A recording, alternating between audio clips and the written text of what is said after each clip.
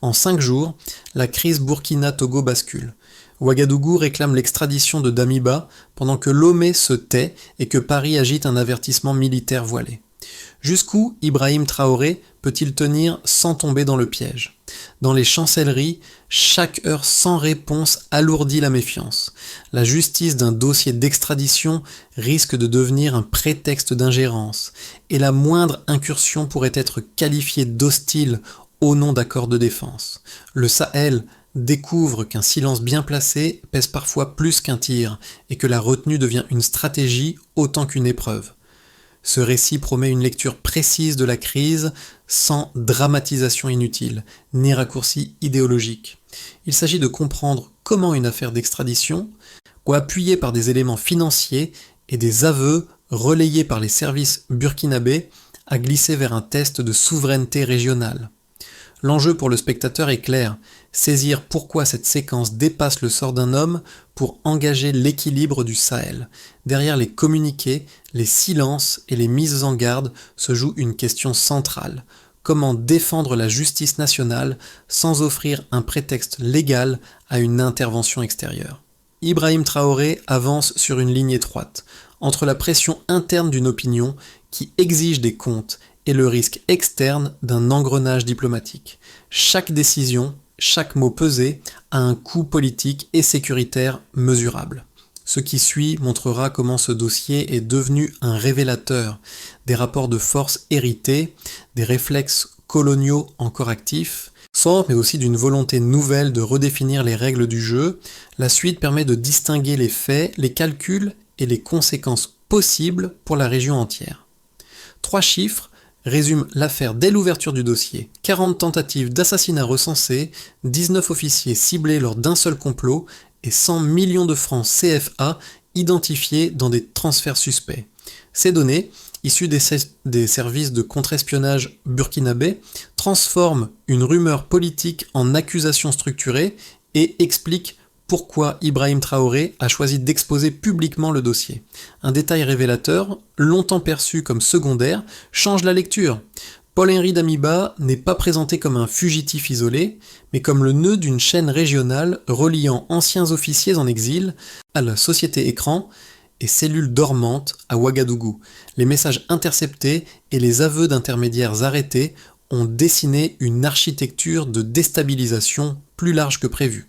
Ce contexte s'inscrit dans une période de tension extrême.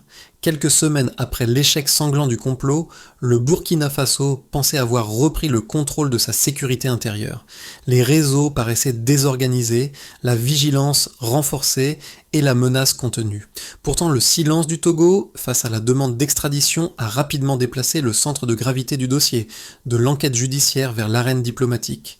Dans les chancelleries, chaque heure sans réponse a été interprétée comme un calcul. La France, en rappelant l'existence de ces accords de défense avec Lomé, a fait comprendre qu'une opération unilatérale burkinabé serait considérée comme une provocation. En un communiqué, une affaire bilatérale est devenue une crise internationale, plaçant Ibrahim Traoré face à une équation connue du Sahel. Agir trop vite, c'est risquer l'escalade. Attendre trop longtemps, c'est affaiblir l'autorité de l'État. Ce moment éclaire la logique de retenue affichée par Ouagadougou. L'objectif n'est pas seulement d'obtenir une extradition, mais de démontrer que la souveraineté peut s'exercer sans basculer dans le chaos attendu par certains acteurs extérieurs. La question posée n'est donc plus seulement où est Damiba, mais qui contrôle le tempo. Et dans cette bataille silencieuse, chaque chiffre publié devient une pièce à conviction autant qu'un signal stratégique. Dans cette séquence tendue, Ibrahim Traoré devient le point de convergence d'informations fragmentées et de décisions à effet immédiat. Les rapports de renseignement s'accumulent, les cartes sont déployées et les options militaires sont étudiées sans être activées. Le personnage guide n'est pas décrit par des déclarations publiques, mais par une posture, écouter, temporiser et faire circuler les preuves plutôt que les troupes. Cette attitude tranche avec les attentes d'une partie de l'opinion qui réclame une réponse rapide et visible. Un premier impact se fait sentir au sein des forces armées. Les officiers identifiés comme cibles potentielles sont placés sous protection renforcée, tandis que les protocoles de communication sont révisés. Cette réorganisation interne, discrète mais concrète, vise à éviter un effondrement de la chaîne de commandement en cas de nouvel attentat. Dans le même temps, les aveux de soldats infiltrés et les relevés financiers diffusés de manière contrôlée servent à consolider la cohésion autour de l'institution militaire. Un second impact apparaît dans la société civile. À Ouagadougou, les marchés restent ouverts, mais les discussions changent de ton. Les habitants évoquent moins la peur immédiate que la fatigue d'un cycle de complots répétés. Des veillées spontanées et des messages de soutien émergent, non pour appeler à la guerre, mais pour réclamer que la justice aboutisse sans humiliation nationale. Cette réaction mesurée indique que la crise est perçue comme une épreuve de maturité collective. L'idée centrale est au clair, la gestion du tempo devient une arme. En choisissant de rendre visibles certains éléments tout en différant l'action coercitive, le pouvoir cherche à déplacer la pression vers ses interlocuteurs. La question n'est plus seulement ce qui sera fait, mais quand et dans quelles conditions. Cette temporalité maîtrisée prépare le terrain de la séquence suivante où les événements vont s'enchaîner plus rapidement. Le déclencheur est précis et public. Un matin, le ministère burkinabé des Affaires étrangères publie un communiqué exigeant l'extradition immédiate de Paul-Henri Damiba. Le texte est sobre, juridique, calibré pour laisser une trace écrite incontestable. 30 minutes plus tard, aucune réponse ne vient de Lomé. À midi, les médias du Sahel relaient l'information et en quelques heures, le dossier quitte le cadre administratif pour entrer dans celui de la confrontation politique. À Ouagadougou, Ibrahim Traoré convoque un état-major restreint. La phase d'anticipation commence. La montée en tension est rapide mais contrôlée. Les cartes frontalières sont déployées, les axes de passage identifiés, les scénarios examinés un à un, incursion limitée, pression diplomatique accrue, opérations nocturnes ciblées, toutes les options sont listées, puis écartées provisoirement. Un fil rouge domine les échanges internes. Éviter toute action pouvant être interprétée comme une violation territoriale. Cette prudence n'est pas une hésitation, mais la conséquence directe des avertissements venus de Paris, rappelant l'existence d'accords de défense liant la France au Togo et à d'autres États côtiers, côtiers. Le point de bascule survient lorsque ces avertissements deviennent publics. En un communiqué, la France transforme un différend d'extradition en enjeu de sécurité régionale. La crise change d'échelle. À partir de là, chaque geste burkinabé est scruté, chaque mot pesé. Les radars français renforcent leur surveillance, tandis que les alliés du Mali et du Niger signalent finalement leur soutien politique sans appeler à l'action militaire. Le Sahel comprend qu'un faux pas pourrait rallumer un brasier ancien sous couvert de l'égalité internationale. Les répliques se multiplient dans l'espace informationnel. Sur les réseaux sociaux, des milliers de messages de soutien affluent en faveur d'Ibrahim Traoré, accompagnés d'appels à la justice et à la dignité nationale. Dans le même temps, des rumeurs de sabotage circulent après une coupure d'électricité nocturne à Ouagadougou sans preuve tangible. L'incertitude nourrit la nervosité, mais aucune escalade concrète n'est observée. Cette retenue alimente deux lectures opposées. Pour les uns, elle prouve la maîtrise du pouvoir. Pour les autres, elle risque d'éroder l'autorité de l'État. En coulisses, les services de renseignement continuent leur travail. Les flux financiers suspects sont recoupés, les témoignages consolidés et un calendrier de divulgation progressive est esquissé. L'objectif est double, maintenir la pression sur Lomé et documenter toute ingérence extérieure sans provoquer de rupture immédiate. Cette stratégie transforme le temps en variable centrale. Chaque jour sans réponse renforce l'argument burkinabé, mais accroît aussi l'impatience interne. La séquence se conclut sur une situation paradoxale. Plus la crise avance, moins elle se manifeste par des actes visibles. Le bruit des armes est remplacé par celui des communiqués, des silences et des signaux indirects. Ce choix prépare la transition vers une phase différente, où les chiffres et les preuves prendront le pas sur les postures. La question n'est plus de savoir si l'événement va dégénérer, mais comment il sera lu lorsqu'on examinera les données accumulées. Au départ, la situation se résumait à une alerte sécuritaire diffuse. Désormais, elle s'appuie sur un faisceau de données précises qui en modifie la portée. Le premier indicateur clé concerne les flux financiers. 100 millions de francs, CFA, ont été identifiés dans des transferts liés à des sociétés écrans et à des intermédiaires aujourd'hui arrêtés. Ce montant, initialement perçu comme une rumeur, est devenu une trace documentée, recoupée par plusieurs services et présentée comme un élément central du dossier soutenu par Ibrahim Traoré. L'écart est net. D'une suspicion informelle, on est passé à une preuve chiffrée intégrée à une enquête structurée. Le deuxième indicateur touche à la fréquence et à la gravité des tentatives d'assassinat. Avant l'ouverture publique du dossier, ces attaques étaient à traiter comme des épisodes isolés relevant de la menace générale contre le pouvoir. Les chiffres révèlent une autre réalité. 40 tentatives recensées depuis l'arrivée au pouvoir d'Ibrahim Traoré, dont un complot visant simultanément 19 officiers clés.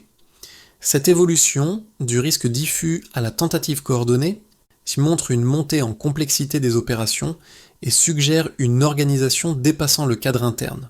Chaque chiffre n'est pas seulement un total, mais un signal sur la capacité de nuisance du réseau en question. Un troisième indicateur, moins visible mais tout aussi déterminant, concerne le tempo diplomatique. Le délai de réponse du Togo à la demande d'extradition est devenu un paramètre analysé quotidiennement. Là où une réponse rapide aurait contenu la crise dans un cadre juridique, l'absence prolongée de réaction a fait glisser le dossier vers une lecture stratégique. Le delta est clair, quelques heures de silence étaient tolérables, plusieurs jours sans réponse ont été interprétés comme une décision politique. Cette temporalité mesurée alimente l'argument selon lequel le silence peut être utilisé comme un outil de pression. Ces chiffres ne sont pas présentés de manière brute. Chaque donnée est accompagnée d'une explication visant à éviter l'emballement. Le montant financier est relié à des dates et à des aveux précis. Le nombre de tentatives est contextualisé par des rapports internes. Le silence diplomatique est comparé à des précédents régionaux. Cette mise en perspective vise à transformer les chiffres en preuves lisibles et non en slogans. Pour Ibrahim Traoré, l'enjeu est de montrer que la rigueur des données protège mieux la souveraineté que la démonstration de force. L'effet cumulatif de ces indicateurs modifie la perception internationale du dossier. Ce qui aurait pu être qualifié de conflit politique interne apparaît désormais comme une affaire documentée, appuyée par des éléments vérifiables. Dans ce cadre, toute intervention extérieure devient plus difficile à justifier sans contester explicitement les chiffres avancés. La stratégie consiste donc à déplacer le débat, non plus faut-il agir, mais comment contester des données sans se décrédibiliser. Enfin, ces preuves chiffrées ont un impact interne mesurable. Elles réduisent l'espace des rumeurs, canalisent la colère et renforcent l'idée que la patience peut produire des résultats tangibles. Les chiffres deviennent ainsi un instrument de stabilisation, autant qu'un levier diplomatique. Cette séquence prépare l'étape suivante, où les arguments opposés vont être exposés et confrontés ouvertement afin de tester la solidité de cette approche fondée sur la preuve. Deux lectures antagonistes structurent désormais le débat au Sahel. Et chacune mérite d'être présentée dans sa version la plus solide. La première, portée par une partie de la jeunesse et de l'appareil sécuritaire, affirme que l'inaction prolonge l'humiliation nationale. Selon cette thèse, chaque jour sans extradition renforce l'impunité perçue des réseaux accusés et fragilise l'autorité de l'État. Les partisans de cette ligne rappellent des précédents récents. Lorsque les forces ont tardé face à des menaces d'armée, le coût humain et territorial a augmenté. À leurs yeux, une opération ciblée, même risquée, aurait le mérite de rompre le cycle de l'attente et de dissuader toute tentative future. La seconde position, plus discrète mais influente, plaide pour une stratégie longue. Ces défenseurs soutiennent que la force du dossier burkinabé réside précisément dans sa dimension juridique et chiffrée. Si une action militaire unilatérale offrirait un prétexte légal à une intervention extérieure, transformant un succès judiciaire potentiel en défaite stratégique. Cette lecture s'appuie sur l'histoire récente de la région. Des accords de défense ont déjà servi de base à des retours militaires présentés comme des opérations de stabilisation. Dans ce cadre, la patience n'est pas une faiblesse, mais une manière de déplacer la contrainte vers les partenaires silencieux. La réponse factuelle à la première thèse repose sur les données accumulées. Les preuves financières, les aveux documentés et la chronologie des tentatives d'assassinat construisent un dossier qui gagne en poids avec le temps. Une action précipitée risquerait d'interrompre ce processus et de diluer la responsabilité des acteurs mis en cause. Quant à la seconde thèse, elle est tempérée par un risque réel, celui de l'érosion du soutien interne si l'attente devient incompréhensible pour la population. L'arbitrage entre ces deux positions ne produit pas de vérité simple. Il révèle plutôt une tension structurelle entre urgence morale et calcul stratégique. Le choix opéré jusqu'ici consiste à maintenir la pression sans franchir le seuil irréversible, en pariant que la solidité du dossier finira par contraindre les interlocuteurs. Cette approche ne garantit pas une victoire rapide, mais elle réduit la probabilité d'un engrenage incontrôlé. C'est cette zone grise, inconfortable mais calculée, qui prépare le moment charnière à venir.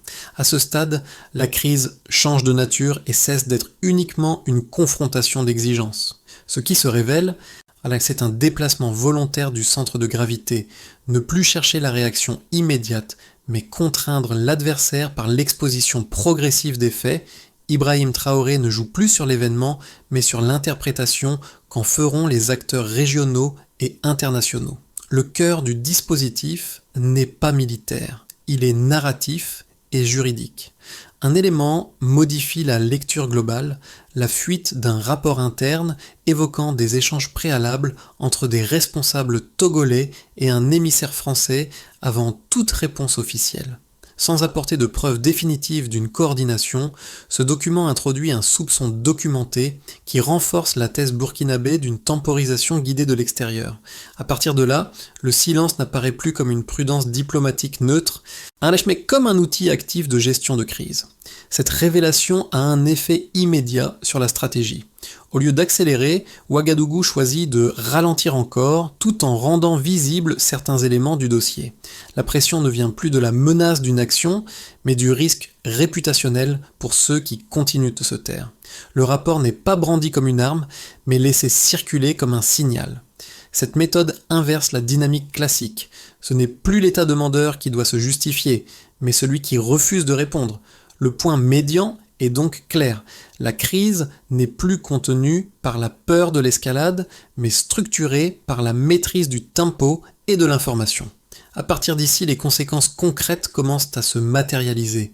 Et les effets de la crise se matérialisent désormais à plusieurs niveaux, bien au-delà du cercle diplomatique initial. Pour l'État burkinabé, la première conséquence est institutionnelle.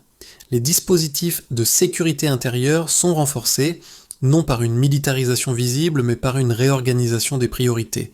Les officiers identifiés comme cibles potentielles bénéficient de mesures de protection accrues et les protocoles de circulation de l'information sont resserrés. Cette adaptation vise à empêcher qu'un nouveau complot ne paralyse la chaîne de commandement. Dans cette phase, Ibrahim Traoré cherche moins à montrer une force immédiate qu'à préserver la continuité de l'appareil d'État, condition indispensable à toute issue politique crédible. Pour les entreprises, l'impact est plus ambigu.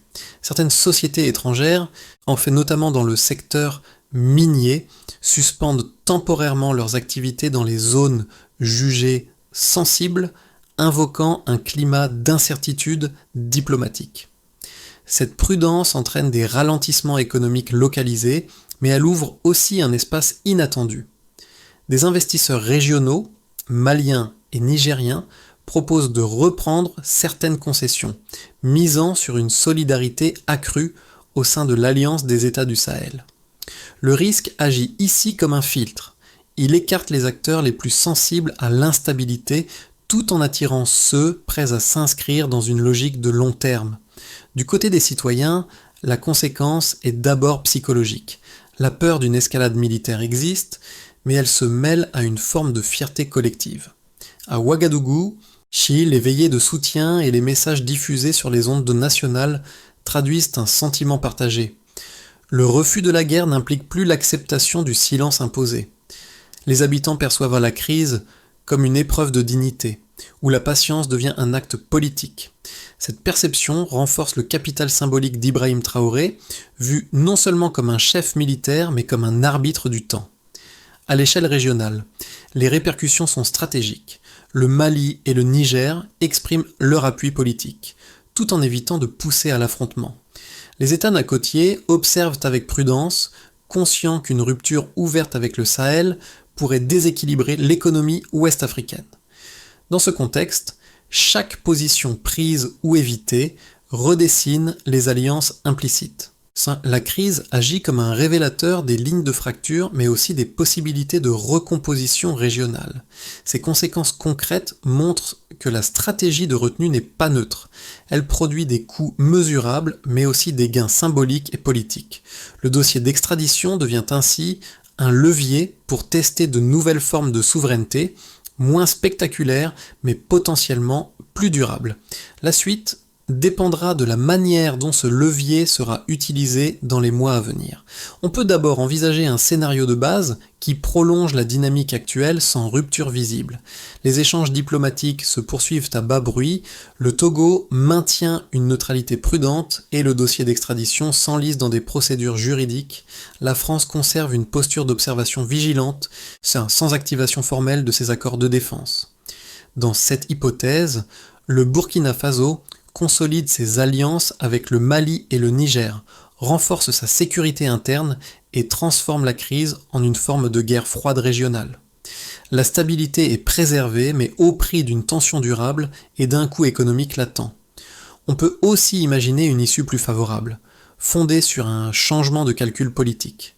Sous la pression combinée de l'opinion publique régionale et des partenaires de l'Alliance des États du Sahel, Lomé finit par coopérer. L'extradition est acceptée, encadrée par une procédure présentée comme strictement juridique. Le procès devient alors un acte symbolique fort, démontrant qu'une affaire sensible peut être réglée sans intervention militaire extérieure. Dans ce cas, la diplomatie régionale sort renforcée et l'équilibre des rapports avec Paris est partiellement redéfini. Pour Ibrahim Traoré, cette issue consoliderait une image de dirigeant capable de transformer une crise en précédent institutionnel. Enfin, un scénario plus sombre peut naître d'un incident, une patrouille mal interprétée, un tir perdu ou une opération non revendiquée suffit à franchir le seuil critique. Les accords de défense sont activés, la confrontation change de nature et la crise diplomatique se mue en conflit ouvert. Les conséquences seraient multiples, rupture économique avec les États côtiers, isolement diplomatique accru et détérioration rapide des conditions de sécurité. Ce scénario est celui que tous disent de vouloir éviter, mais que la mécanique des malentendus peut rendre plausible. Face à ces trajectoires possibles, une manière utile de lire la suite s'impose. Plutôt que de chercher à prédire l'issue, il est plus utile d'observer les signaux faibles, le rythme des communiqués, la nature des médiations discrètes et la cohérence entre discours et actes. Dans ce dossier, la clé n'est pas la vitesse, mais la capacité à maintenir la maîtrise du tempo sans perdre l'adhésion interne. C'est cette équation, fragile et évolutive, qui déterminera la suite. Pour une première catégorie d'observateurs, celle des citoyens directement exposés à l'instabilité, la crise agit comme un rappel concret des coûts invisibles de la souveraineté. Les retards économiques, l'incertitude sécuritaire et la fatigue psychologique s'additionnent même en l'absence de combat ouvert. Comprendre cette séquence permet de lire autrement les choix quotidiens des autorités, non comme des gestes abstraits, mais comme des arbitrages entre risques immédiats et dommages différés. Cette lecture replace les événements dans une échelle humaine où la patience n'est pas un concept, mais une contrainte vécue. Un second groupe, composé d'acteurs économiques et sociaux, perçoit surtout la dimension de prévisibilité. Pour eux, la gestion du tempo par Ibrahim Traoré envoie un signal. L'État privilégie la continuité et la documentation des faits plutôt que la réaction impulsive. Cette posture peut rassurer certains partenaires, tout en inquiétant d'autres, plus sensibles à la rapidité décisionnelle. Dans les deux cas, la crise devient un test de confiance, révélant quelles relations reposent sur des engagements de long terme et lesquels dépendent d'une stabilité immédiate. Un troisième regard, plus distant, Rassi concerne ceux qui suivent le Sahel comme un laboratoire politique. Ils observent comment une génération de dirigeants tente de redéfinir les marges de manœuvre face à des contraintes héritées. La trajectoire choisie interroge: peut-on affirmer une souveraineté sans rupture spectaculaire et faire du droit et de la narration des outils de pouvoir? Cette question dépasse largement le Burkina Faso et explique pourquoi l'affaire retient l'attention au-delà de la région. Pour le spectateur, deux pistes simples émergent. D'abord, distinguer les faits documentés des interprétations émotionnelles afin d'éviter l'amplification inutile de l'attention. Ensuite, prêter attention aux signaux faibles plutôt qu'aux annonces spectaculaires, car ce sont eux qui indiquent les véritables inflexions. Cette posture d'observation active permet de rester informé sans céder à la logique de l'urgence permanente. La ligne d'action qui se dessine repose sur une progression par étapes, chacune pensée pour limiter les risques d'escalade tout en renforçant la position burkinabé. D'abord, la diplomatie persistante. Il s'agit de multiplier les canaux formels et informels, bilatéraux et régionaux, afin d'obtenir une réponse écrite et traçable. Chaque échange consigné devient un élément de preuve, chaque silence prolongé un signal exploitable. Cette méthode vise à enfermer le dossier dans un cadre juridique clair où l'absence de coopération devient visible. Ensuite, la transparence contrôlée. Plutôt que de divulguer massivement les informations, les autorités choisissent une exposition graduelle des éléments clés, flux financiers, chronologie, aveux recoupés. Cette publication séquencée permet d'éviter l'emballement médiatique tout en consolidant la crédibilité du dossier. Pour Ibrahim Traoré, l'enjeu est de montrer que la vérité n'a pas besoin d'être criée pour s'imposer, mais qu'elle doit être démontrée avec méthode. Puis la souveraineté logistique et sécuritaire. Elle se traduit par un renforcement de la coopération au sein de l'Alliance des États du Sahel, notamment en matière de renseignement, de formation et de protection des cadres militaires exposés. L'objectif n'est pas l'affichage de puissance, mais la réduction des vulnérabilités internes qui ont permis les complots précédents. Cette consolidation vise à rendre toute tentative de déstabilisation plus coûteuse et moins probable. Par ailleurs, la mobilisation civique. Les citoyens sont encouragés à rester vigilants sans céder à la surenchère, à documenter les ingérences non perçues et à préserver les symboles nationaux avec discernement. Cette implication mesurée transforme la population en acteur de stabilité plutôt qu'en facteur de pression incontrôlée. Et pour finir, l'unité narrative régionale. Parler d'une seule voix, coordonner les messages et éviter les dissonances publiques permet de réduire les marges de manœuvre des acteurs extérieurs. Cette approche lente et cumulative ne promet pas de victoire rapide, mais elle vise une sortie de crise sans renoncement majeur. Le récit revient à l'image initiale, celle d'un dirigeant marchant au milieu de soldats fatigués mais debout, sous un ciel lourd qui n'annonce ni tempête ni accalmie. Cette scène, devenue familière, n'est pas un symbole de triomphe. Sommet de continuité, elle rappelle que la crise n'a pas suspendu la vie ordinaire et que la persévérance quotidienne constitue déjà une forme de réponse. Ibrahim Traoré n'y apparaît pas comme un homme pressé de conclure, mais comme celui qui accepte de durer. Le motif du silence, introduit plus tôt, trouve ici son sens.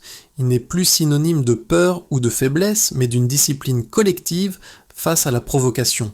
Attendre dans ce contexte signifie refuser d'être entraîné sur un terrain choisi par d'autres.